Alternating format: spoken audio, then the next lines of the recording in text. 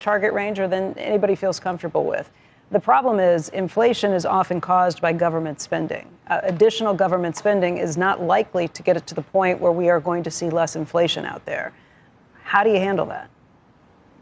This is not additional government spending. It is additional government spending. You're looking for another $350 billion of additional government spending over the next 10 years. That's just with we're actually extending a tax credit that currently exists. And what's interesting is that in then one big ugly bill where Republicans raised the debt ceiling by about over $4 trillion, exploded the deficit and the debt, but then they used a policy framework called current policy baseline, which is to say that if you just extend current policy, it has no fiscal impact. So the question is, why are Republicans willing to use that approach? Numbers in the government. So the question is, why are Republicans willing to use that approach when it comes to massive tax breaks? Like I said, I'm not a big fan with how any of the government, I'm not a big fan of how any elected officials tend to use figures to tell us what we want to hear with some of these things. Additional government spending, though, is going to mean worse numbers when it comes to inflation.